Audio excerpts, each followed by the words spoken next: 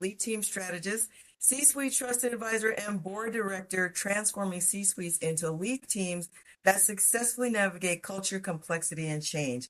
I am thrilled that you have joined us for today's session on leading safely in a time of uncertainty. And as we all know, uncertainty is a weekly, daily, hourly, minute by minute thing these days.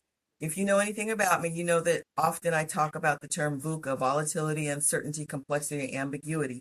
It's a military term, and it used to be that companies would have seasons of either volatility or certainty or complexity or ambiguity. And now it's not only companies, but individuals that have this VUCA vortex, as I call it, any time of day, any time of the week. So we're going to talk about that. And before we get started, I want to acknowledge something that we don't often say out loud.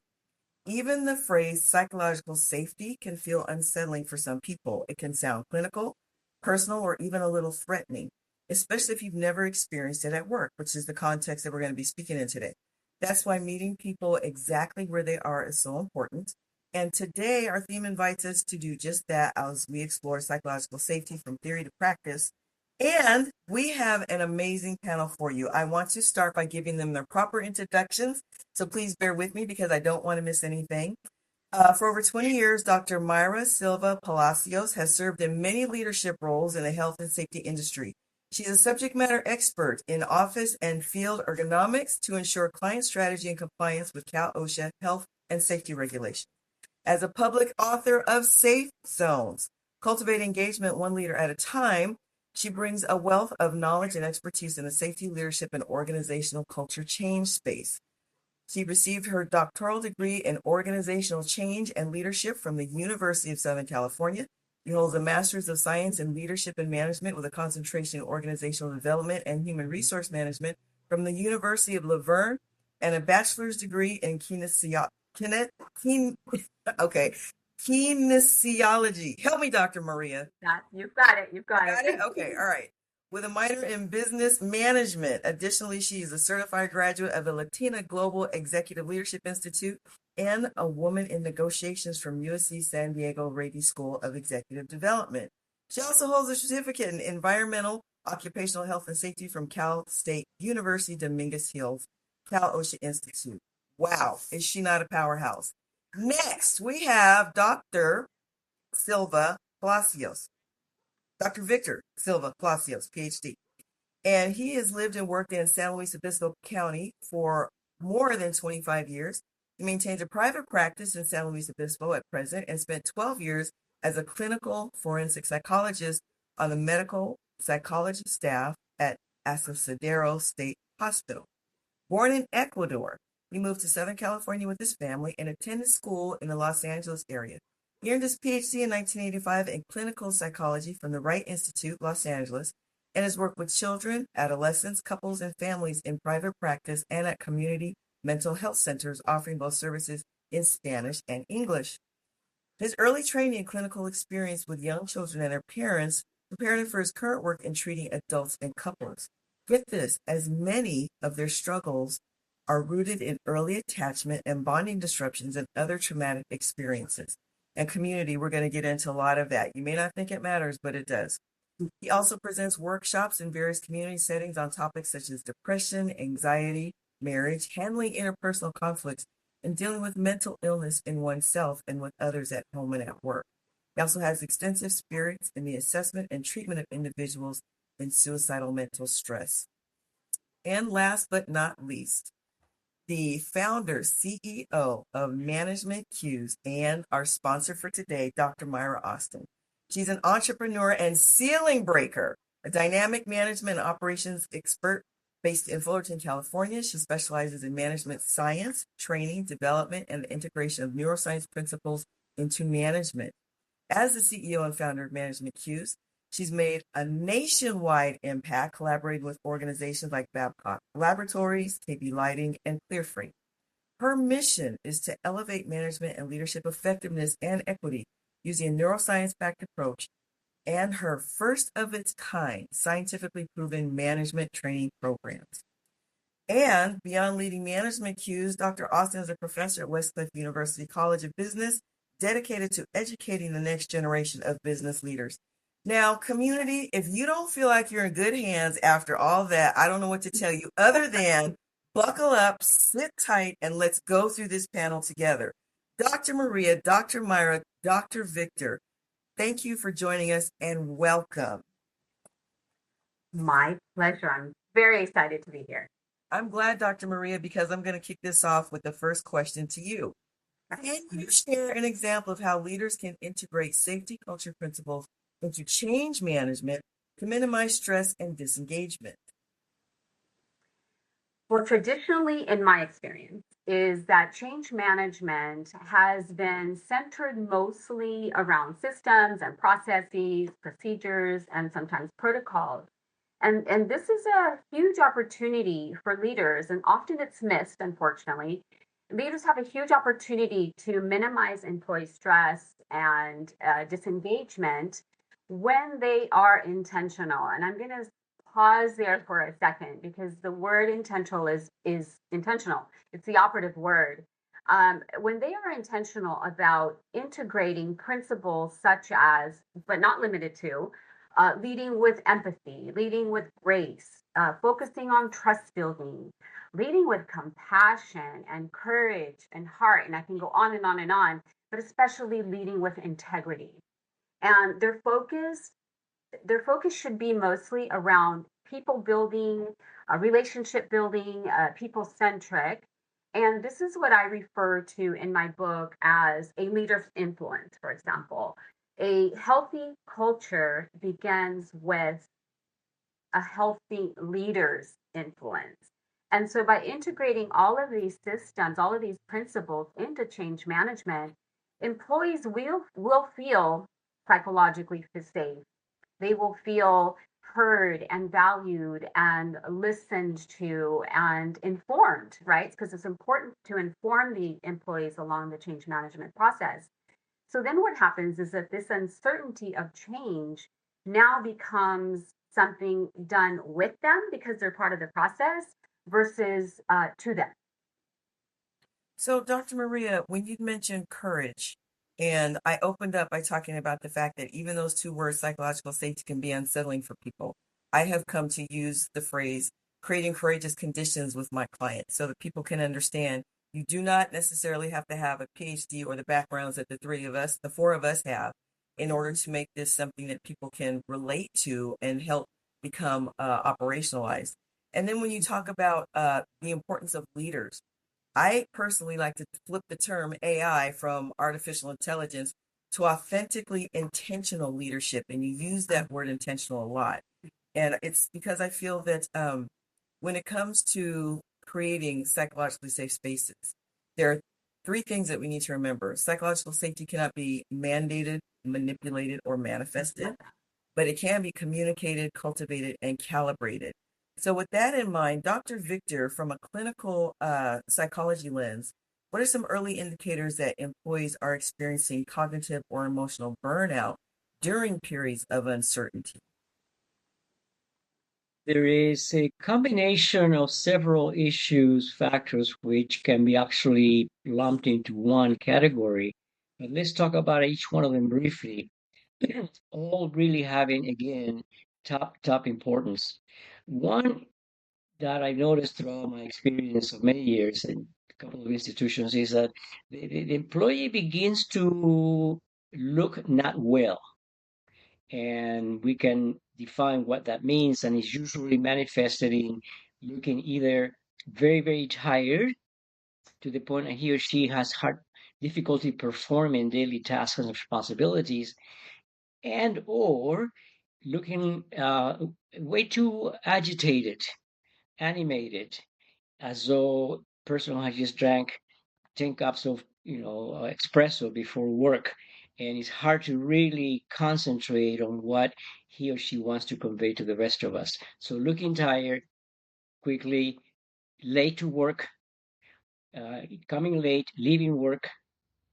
Another one is not completing reports that are due yesterday. A week goes by, and then their colleagues, supervisors have to call that person into a little conversation, sometimes a group meeting, and begin to ask tough questions. Then overall is when if we work for an agency that is over, let's say, 5, 10 employees, there's two issues there. One is if it's a small group, then there is a tendency to develop better cohesion and understanding between each other. If we have a larger group, then rumors can get out of hand about people getting fired, getting laid off, hours reduced, and so forth. So all that in the context of what you said earlier, Dr. Anita, our current social, political, economic environment is changing so rapidly that it's hard for us to keep up with it. So that's some of the issues. And another one is that a person comes in sometimes smelling of alcohol. It's 6 in the morning, 8 in the morning, and as though this person has been just drinking before going to work. So we need to pay attention to these indicators.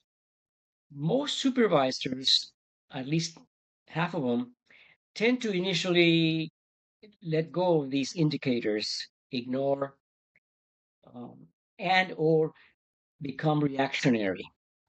So we need to be careful not to move to extremes. Be passive in our mental state, ignoring, avoiding, denying in unhealthy ways, or becoming reactionary and becoming overly aggressive and confrontive. And we miss sometimes that is a person in front of us who needs help. We all send out what we call in our profession cries for help. So behavior needs to be examined, needs to be observed, needs to be interpreted. And one doesn't have to be a psychologist to interpret behaviors, but one has to be willing to ask tough questions.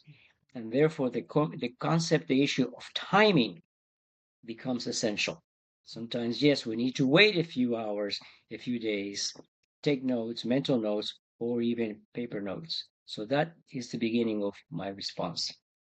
Dr. Victor, what I'm taking away from what you're saying is that in times of uncertainty, we as a community, whether it's a community of professionals on LinkedIn, whether it's a community of coworkers, whether it's a community of friends, we have an opportunity to engage in a shared responsibility for one another's well-being simply by checking on each other. There is an acronym that I learned years ago when I was working with emerging professionals. It's called STUFF, and it stands for stress, time constraints, uncertainty, fatigue, and fear. I'm going to say that one more time, community. We're always dealing with stuff, stress, time constraints, uncertainty, fatigue, and fear. And all of these things are a culmination of what Dr. Victor has just mentioned to us.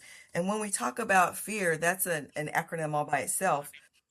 False evidence appearing real. So when Dr. Victor talks about being reactionary, sometimes we're reacting to things that aren't even real, that will never come about, but we're so busy borrowing trouble, trying to fix what it is that we're dealing with, that we just need to literally stop and take a breath so that our brain can regulate itself, so that we can stop running on the fast brain, which is the amygdala, and we can be intentional about slowing down and working from the prefrontal cortex, which helps us think better.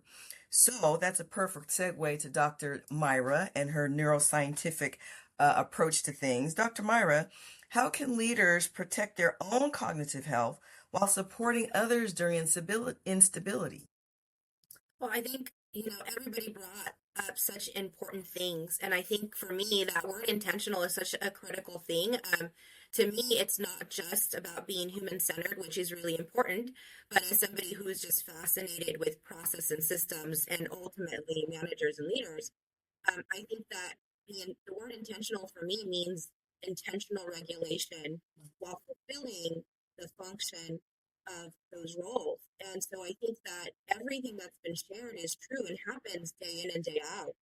And I think that if we don't have intentional regulation, cognizance or self-awareness around our influence and impact when we're leading or we're not, when we're falling short, I think we don't realize, and at least for me, in what I've learned in the program design we've done and working with so many managers now, we don't realize when we're activating the threat responses in others. And I don't think it's always intentional. I think most of the time what we're seeing is first of all, we're not intentionally regulating ourselves because we don't fully understand what it looks like to realize our roles appropriately or effectively as leaders and managers. But secondly, I think we don't realize how harmful our absence of that is in another person. That we're creating neural pathways. And sometimes those become equivalent or synonymous with scar tissue, right? For lack of a better visual. I myself am a very visual learner, and so I know that learning those things for me changed the way I saw my own interactions. And it started about 10 years ago, but I think that in the environment that we're in, right, we're seeing layoffs, we're seeing socioeconomic regression, we're seeing so many things that are triggering to so many folks, including myself, right, as a human being. I think that for me, knowing that something as simple as creating predictability for others not only helps me intentionally regulate, but helps me deactivate their threat response and ultimately be more successful in the environment and the fulfillment of my role. So again, that's how I would connect everything that everybody has shared. But to me, it's very much about succeeding in more than one way and not just about profit. Dr. Mayra, I'm so glad to hear you talk about the fact that oftentimes leaders are triggering others just because we're not aware of what's going on with ourselves. Last year, just before Thanksgiving, I did a podcast, and the title was Having Hot Topic Discussions Without Burning Down Relationships. And the whole point was to help us to understand that while we need to be paying attention to how other people might become triggered, we need to be aware of our own triggers so that we can take responsibility to say, hold on, let me step back, let me disengage, because I want to protect the relationship.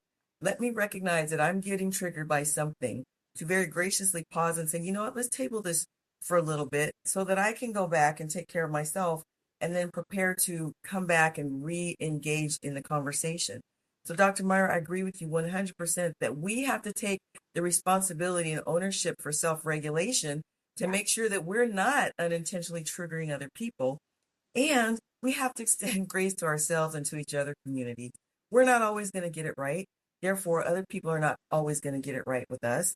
How about, to the best that we can and where it makes sense and where it keeps us safe, that we extend grace to other folks, especially if we know them, and kind of give them the benefit of the doubt to say, you know what, that didn't sound like Dr. Mayra.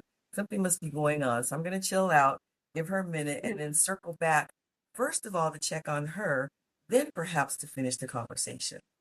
So, Dr. Maria, my next question is, based on what Dr. Mayra just said, how can organizations ensure that operational changes don't compromise human factors and workplace well-being?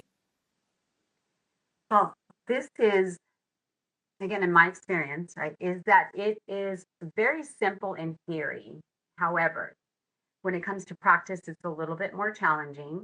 I have witnessed organizations that fall into a trap that I call organizational barriers trap. And the organizational barrier was one of my qualitative research findings for my doctoral dissertation. And what that means is an example of an organizational trap that often companies and organizations fall into is when there is a prioritization of productivity, performance, emergent work, depending on the industry. And what happens when all of these things get prioritized, even though the best intentions are that we're going to prioritize our employees as human beings, is that it overrides everything, even the best intentions of keeping the employees safe, making sure that the human factors and well-being are at the forefront. So that just pretty much overrides it. And so what I suggest is that in order to remedy this, is that really as organizational leaders, we must make sure that we implement these human factors in the operational change management process. We as leaders have to remember that our employees are not just performers, right? They are people that have feelings and come with, daily stressors in life. And the other thing that I think is important is that leaders' actions and words have to align. So companies can have what I call that 10%, that all of the values and organizational KPIs or objectives and missions and values and what have you, those are all being espoused, and it's kind of superficial. But below the waterline is where the true cultural behavior is taking place. And so sometimes there's this disconnect between the two. So it's important that leaders protect the human factors by having their actions and words align. And I hear safety is a value, and sometimes the behavior is different. Dr. Marie, when you talk about human factors, it reminds me of the days when I was a government contractor and we actually had someone in the organization that focused on human factors, which I didn't quite understand at the time. And then, of course, as I pursued my PhD in human and organization systems, I understood a lot. And when you talk about organizational barriers and traps, it reminds me of a practice that I have come to undertake with my clients to help them unpack the BS that inhibits belonging. And in my work, BS stands for the backstories that we have, and Dr. Victor is going to talk a little bit more about that. The bad stories that we believe about people that we don't have any firsthand knowledge of, but that's what we've heard, so that's what we run with. And the blind spots that we all have, all three of these forms of BS, the backstories, bad stories, and blind spots, create the organizational belief system. And so, to your point about leadership and the importance of the tone at the top, unless we can see our leaders walking the talk, unless we can experience the values that are on the walls being demonstrated in the halls, we can't get where we really want to go as an organization. So, Dr. Victor, how does fear of job loss, instability, or performance pressure impact team behavior and productivity once we've identified what those organizational barriers are that Dr. Maria just explained to us?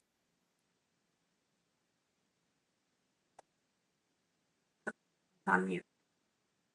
Dr. Victor, I believe you're on mute. There you go. Okay, is it Yes. better now? Uh-huh.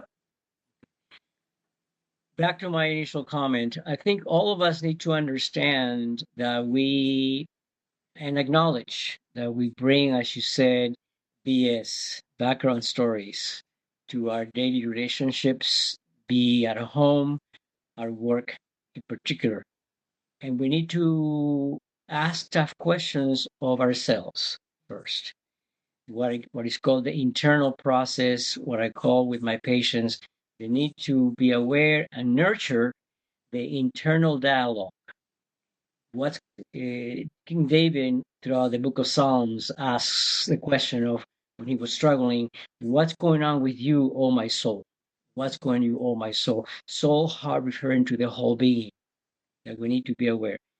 The more aware, conscious, emotionally attuned we are to our victories and low moments and everything in between, the more efficient we become as leaders, but not only efficient, as Dr. Maria said, but also people who are characterized by conducting daily life with grace, integrity, compassion, and a sense of empathy that cannot be taught.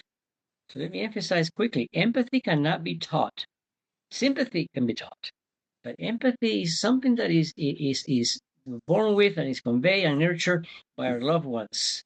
And we know that we are able to, then, as we grow older, identify pain, for example, in others. So the comment so far leads me to the importance of understanding again and again how people respond to themselves and how that is then projected, communicated to others, those around us. Self and others, self and others. Am I responding to the question so far? Absolutely, Dr. Victor. There's never any question about how well or accurately you respond to a question. And your response makes me think, especially about Psalms, and you talk about David asking his soul what's going on. It just occurs to me in the moment as we're having this discussion, that's probably where the term soul searching comes from. And it also reminds me that oftentimes, community, we confuse anger with fear. And unless we sit down and really take the time to process, as Dr. Victor has just encouraged us to do, unless we ask ourselves, what's really bothering me? Am I really angry about this? Or am I afraid about something else? And remember the acronym that I shared with you earlier, false evidence appearing real. What really has us agitated and worked up? Dr. Victor, is there anything else you'd like to add to that before I pose the next question to Dr. Mayra? Very, very important to understand and clarify that anger is a secondary emotion. Think of a stage. You have the curtains, you see the performer or two on the stage, but there's a lot more going on behind the curtains. Yes. Same thing with anger. And so many of us, even those who are trained in mental health, sometimes we get confused and forgetful. Anger is a secondary emotion. So we need to ask what's going on at a unconscious level, sometimes conscious, most of the unconscious level. Fear, frustration, misunderstanding, abandonment.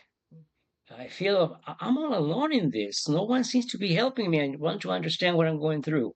So anger, it moves on a continuum like every other concept in life, especially psychological speaking, from very healthy to very unhealthy.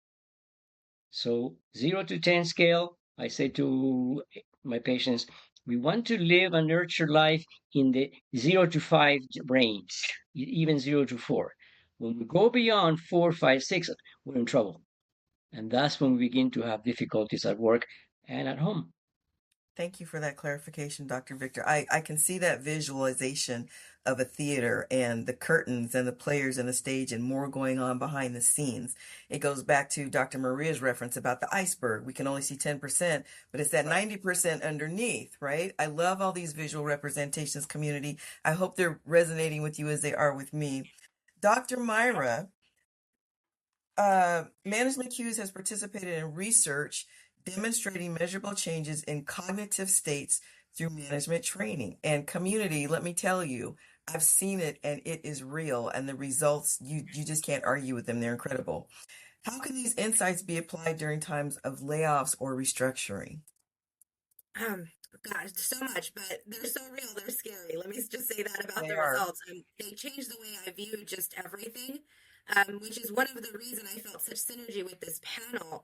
All three of you just brought just so much to what I had already discovered, and I think there's so much value in that synergy.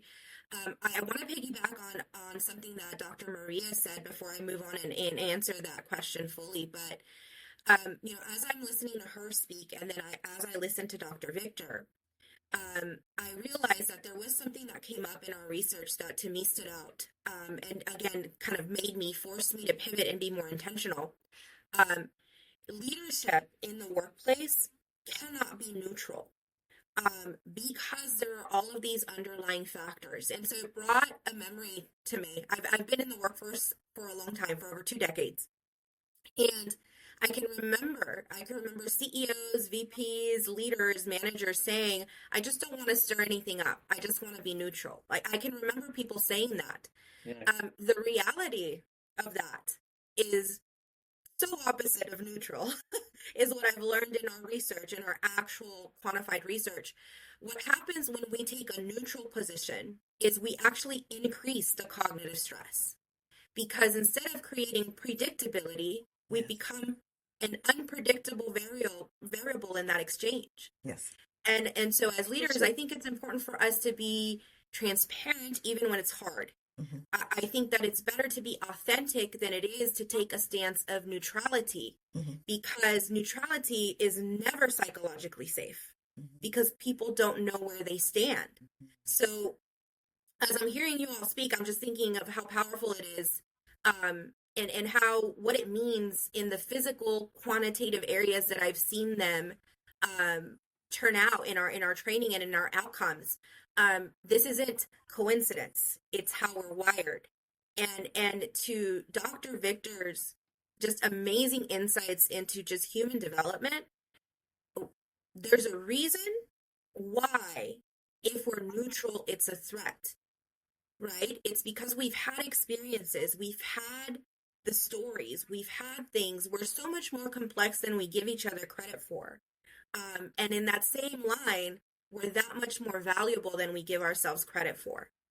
And so to answer the question, I think that what I've learned the most from these scientific studies and the continuing work that we hope to do and that we are actively doing in terms of what the future of training and learning looks like for leaders and managers, where I'm at right now is that it makes a difference when leaders are able to apply neuroscience-informed practices because it links up the things that Dr. Maria is saying, and it validates and reinforces some of the aspects of interactions that Dr. Victor is stating, right?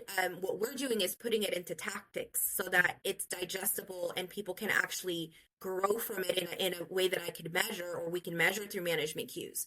But the reality is that what we need for people to really be successful and ultimately be maximized, and I mean maximized, one of the results that we got through our training was that management engagement increased by 235% in our programs. Can you imagine if your profit, your bottom line was impacted by 235%?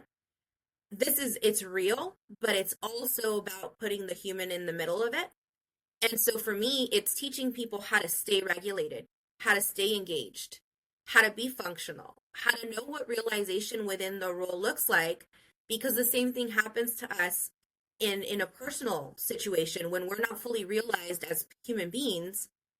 We have setbacks, we regress, we have these conflicts, right? So the workplace is no different because at the end of the day, we're all just humans, right? So I hope I answered that question, Dr. Anita. You answered it brilliantly, as you always do. You connected everything that we've been talking about. And of course, all of you panelists today always trigger something in my mind to bring to the conversation. When you talk about tactics and the fact that we need to keep humanity centered in the work, it brings to mind things that I tell my clients. Whatever we decide that we want our teams to show up as, we need to together be about defining what that is, aligning what that is, and operationalizing what that is. For instance, I was working with a client late in the summer, and I was working with the executive team. And one individual said, I hate conflict so much that it's not even funny, but I see it as an opportunity to care.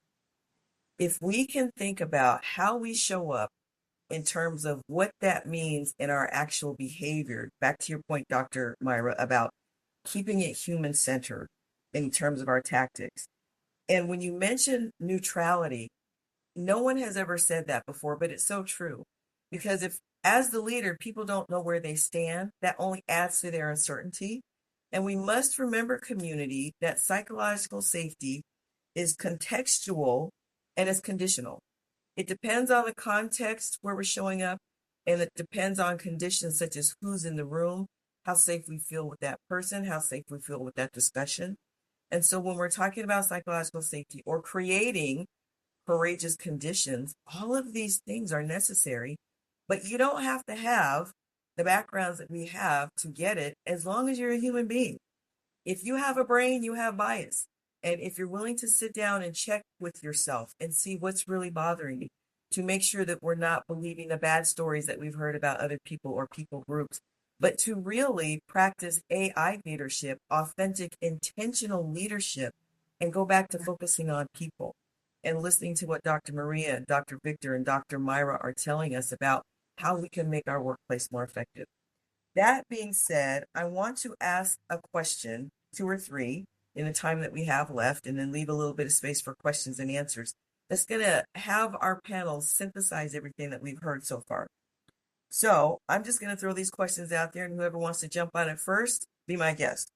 The first question is, how can neuroscience, organizational safety culture, and psychology come together to redefine what safe leadership looks like in today's economy? That is a loaded question. So I'm going to read it one more time. How can neuroscience, organizational safety culture, and psychology come together to redefine what safe leadership looks like in today's economy? Who wants to start? I'll go first. All right. This is just right up my alley. Thank you so much for this amazing question. I believe that it's because these three fields prioritize human beings, bottom line. Right? They are holistic in nature, they're humanistic approaches, and the reality is that they blend science with humanity, and it confirms that physical and psychological safety are not only intertwined, but they're interdependent. And I truly believe that when this happens and what we're doing today, safety can go from, and I'm speaking from my safety professional life for 20 years, that I've seen the check the box approach, that if all of this is done, that safety can go from the check the box or checklist approach to more of a human centered and safe leadership.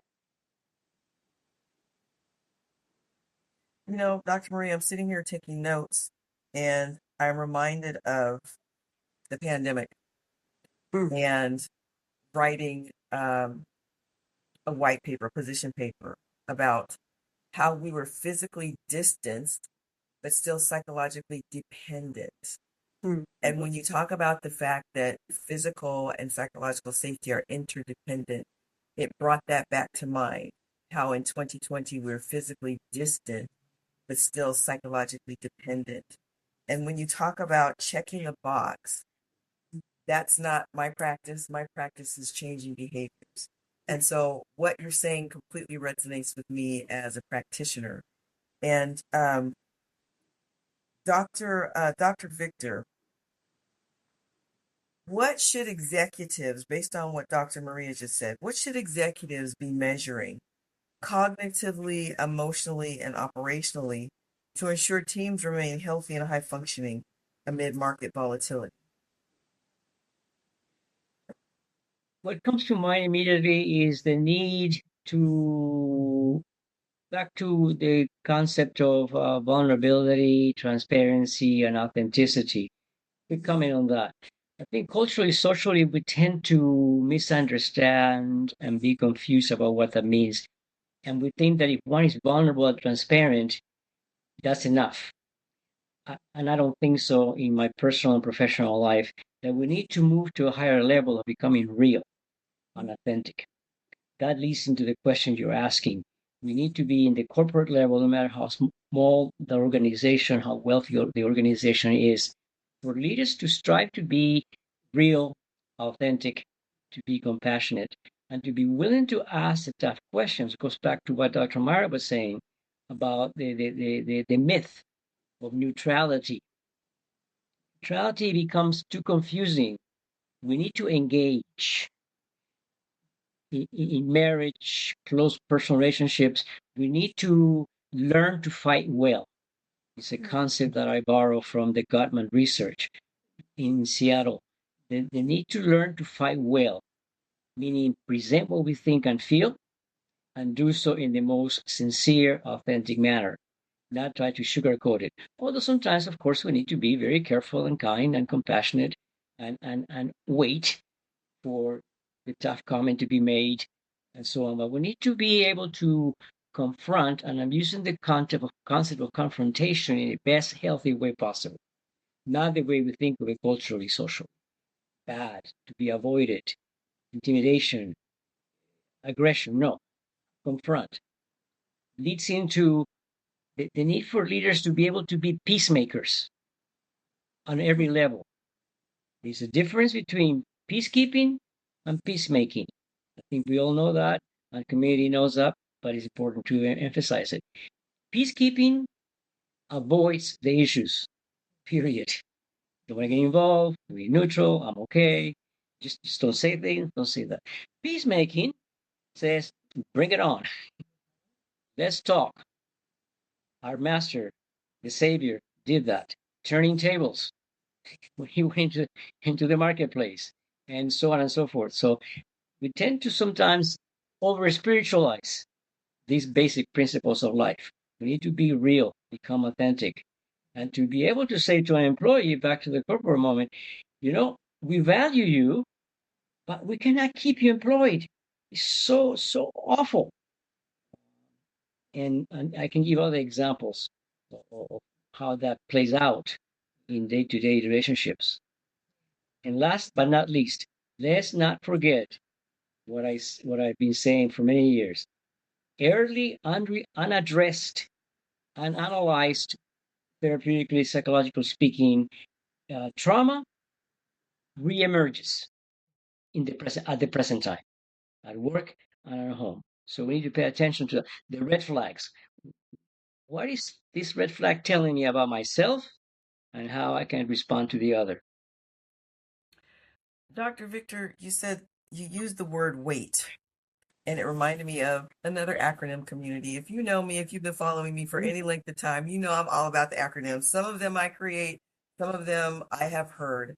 And one of my mentors, my very dear mentor, Dr. Wanda Austin, he said that sometimes, well, all the times during confrontation or being a peacemaker, it's helpful to ask yourself or say to yourself, wait.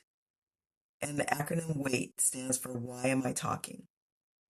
I like that. Right? If we are in the process of a confrontational discussion, if we're trying to understand someone, if we are trying to be the peacemaker, it's so valuable to ask ourselves, why am I talking? So that we can be clear on our goals, so that we can be mindful about the choice of words that we use, so that we can be paying attention to how someone might be triggered by what we say. If we ask ourselves the question, wait, why am I talking? I like that very much. Thank you. Yes, and Dr. Victor, I have a follow-up question for you before I go to Dr. Mayra with our last question. You mentioned keep it real, and that's one of my taglines on my podcast. Stay blessed and keep it real. And in today's TikTok generation, where people are encouraged to bring their whole selves to the workplace, I am reading Bring Your Whole Self to the Workplace to the extent that it helps you be productive. I am reading that public tears on TikTok or wherever else you choose to do it might not be the best thing. And so my follow-up question for you, Dr. Victor, is in our effort to keep it real, especially as leaders, how real is too real? How authentic is too authentic? And how transparent is too transparent to connect with your people and yet still be the leader that inspires confidence when necessary? I try to keep in mind and convey to those who come in contact with me professionally, my patients, co-workers, recreational moments, the concept of the less the better. The less we say, the better. We are wise, become wise in the process of life when we learn daily to, as you say, to wait, to be quiet. And so we need to be careful with what we say. Language matters. Words matter. And they cannot be taken back. And my children remind me of that just about every day, it seems. And sometimes it's too painful. So I silence is of the essence. Just had a brief conversation with my youngest daughter yesterday, who is about 10, and she was complaining a little bit about how she couldn't go to this place Sunday afternoon. So I said, Lily, take it back to basics. Friday night, this outing. Saturday night, this outing with friends at church, at school. Sunday morning, I said, you're a very blessed child. And she wanted to interrupt me. I said, wait, we need to remember the gifts and the blessings we receive so that we can nurture gratitude. It's a major ingredient missing culturally in the last, seemingly being more and more diminished. Gratitude. We tend to complain too much. And so I want to be, thinking about that and trying to teach that, not such as teach, but rather live it. I hope that responds to your question. Yes, such sage advice, Dr. Victor. You're so wise. Dr. Mayra, as we wrap up, the last question goes to you. How do we help managers move from a reactive to a proactive mindset in protecting their team's cognitive and emotional well-being? And I think of all the consequential things that we've heard today, Dr. Mayra, I think this is probably the most important question to end on. So please take your time. Thank you. Thank you. Yeah, I think both from experience and what I'm learning in practice, through this idea that really formed from seeing training not be effective, seeing managers struggle, frustrated, burnt out, and me feeling like, wow, they're missing the opportunity that's right in front of them because they're in this state. That's really where management cues was born from, in addition to personal neurological experiences where I lost my ability to do the things that I at that time realized I should have done better. So there's nothing that's going to grow you more than, a life sitting you there, where you thought you would not be. So I think for managers and leaders, what I would say is focus on being intentional in terms of regulating who you are, how you're feeling, and what your role is in that moment. That would be one thing. The second thing that I would say is there are very practical ways to do this. Predictability is huge in management, and that actually activates psychological safety. It also helps release oxytocin and others, which is what they call the trust hormone, right? It's coined that way. That's not the scientific term for it.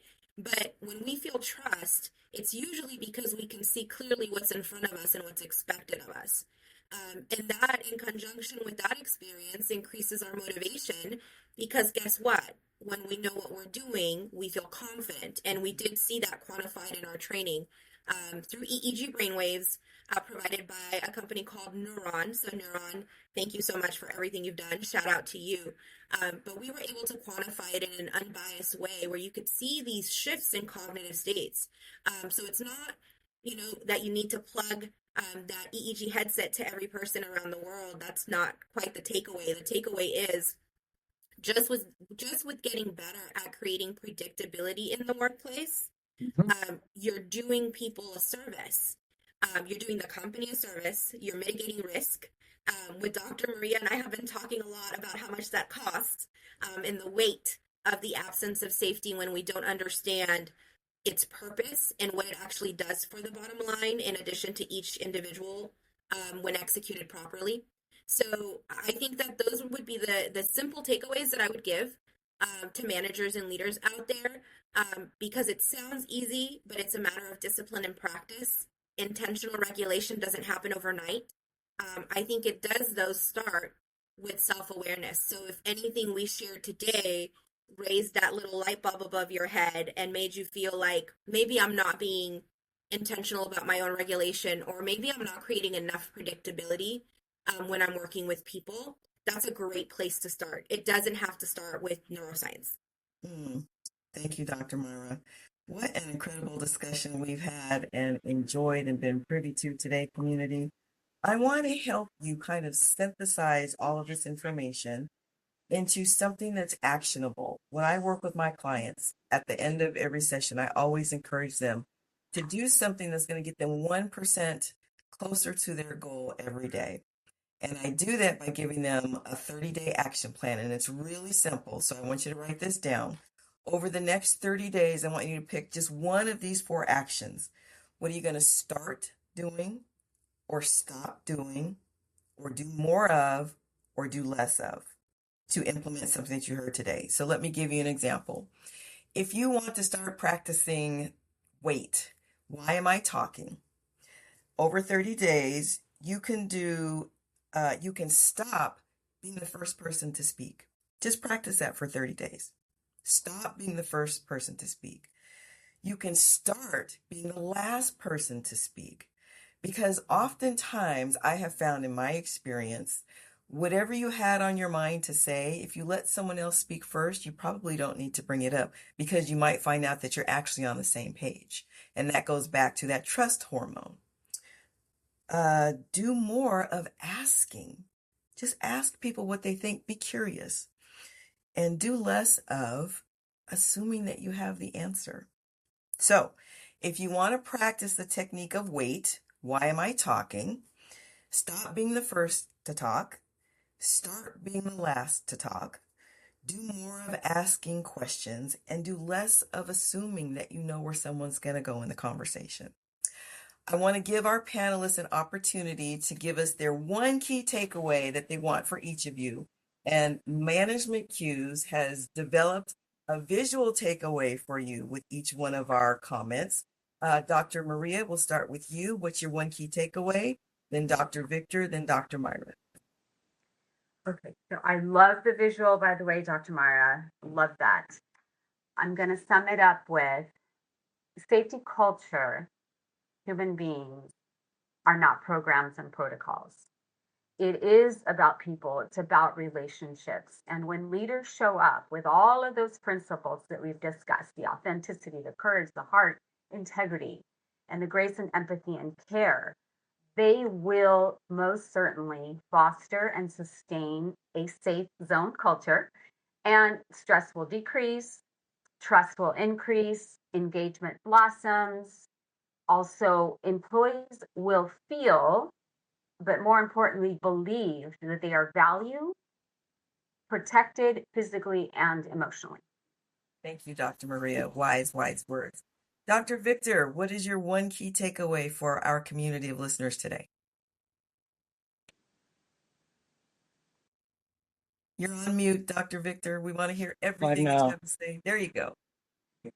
Do not ignore, deny, miss, just overall set aside, push underwater early painful experiences. They were there. Yes, they were painful, but they are present for a reason. And the main reason is to help us to grow, to mature, to become more real, authentic people. And as an extension, then we can be kind and graceful, compassionate, understanding with others. Americans are not really as strong as we could be in embracing pain and suffering. We want it to go away. Let somebody else be in pain, not me.